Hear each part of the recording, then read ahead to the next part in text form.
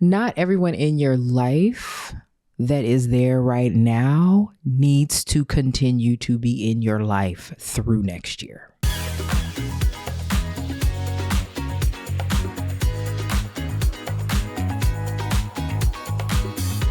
Hey, welcome back to the Humaning Well podcast. My name is Amber Cabral, and thank you for joining me this week. So we are at the end of 2025. I'm so happy. I am hoping for a better 2026. This year was bumpy, y'all.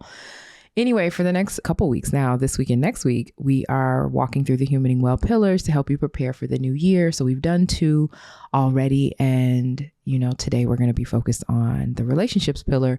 But these episodes are a little bit shorter, but they're intentional, focused on trying to help you get ready for what's coming next year so that we can set ourselves up for success. Now, before I jump into that, I made a mistake, so I need to clarify. There will be 2 weeks that you will not get an episode. So the week after Christmas, so you will get a Christmas Eve episode, but the week after Christmas, you will not get an episode. And then the week after that, right, you will not get an episode. I'll be back. I think the date is January 14th. So there'll be 2 weeks that you won't get an episode. There's plenty here though. So you can go back and replay or revisit and maybe share, help the word get out. But I think I misstated that in some earlier episodes. And so I want to make sure that I clarified so you knew what to expect. Okay. Relationship pillar. Let me just start by saying this really plainly.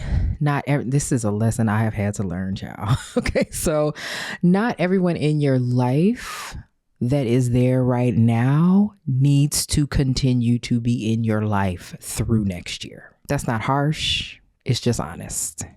One of the quickest ways to drain your well-being is mismanaging your relationships, choosing people who take more than they give, over accommodating people who are not thinking about you at all, carrying connections out of habit instead of alignment. I have done it. You cannot human well if your relationships are draining you. It just doesn't work. I am talking to myself as well as you. Okay. I've lost a number of relationships in the last year. And some I think, maybe we can work it out, but there are a number of which that are like, this is it. I can't continue on. And so for me, preparation around the relationship pillar looks like being clear about who actually nourishes me, who supports me, and who consistently shows up in ways that feel reciprocal. It looks like creating distance where there's chaos or inconsistency or disrespect. It looks like making space for people who treat me well without me having to explain why I deserve that.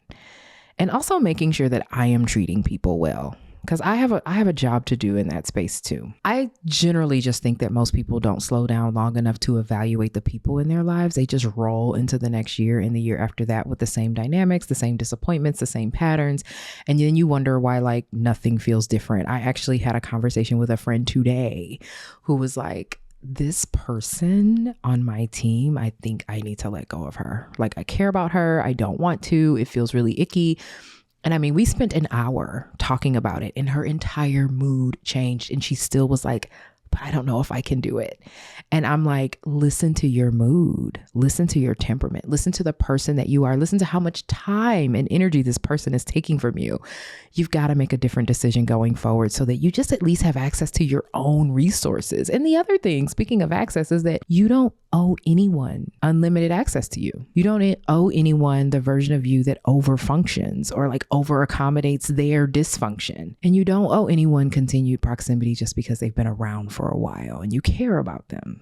Sometimes those relationships need to evolve. This doesn't mean you got to cut everybody off, but you might need to make some adjustments about how you engage and be intentional. So here are a few reflection questions to help you clarify who gets access to you in 2026. The first one is, who consistently shows up for you in ways that nourish, support, or restore you?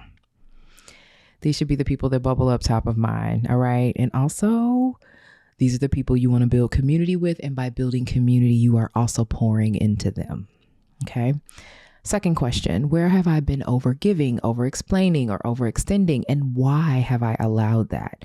Your awareness reveals your patterns so that you can start to change your behavior. All right. We got to get past just awareness. That's a whole other episode. But seriously, at least notice the pattern so you can start to make some different decisions. Third question, who do I feel drained, diminished, or unsettled around, even if I can't fully explain why. Sometimes what happens is your body registers reality faster than your mind is willing to accept it. So like you feel icky, you feel drained. It's like, this isn't working for me. And you get that faster than your brain really understands what's going on, right? So honor that, right? By asking the question and being honest with, who comes up. Fourth question, which relationships do I want to deepen in the new year? And what would that require from me? Relationships grow through intentionality, not assumption, not passiveness, not, oh yeah, we're just good. Okay. Like you've got to actually invest.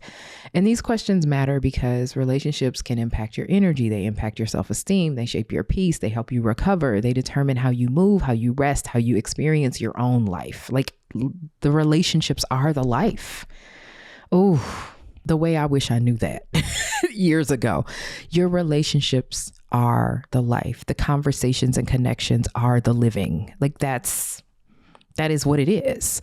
Everything else is just propping that up. Okay. And you get to decide the terms of the connections that you have. You get to decide your life. You get to decide the living, right? So here are a few episodes that you can revisit if you want to support your understanding about your relational patterns before the new year begins.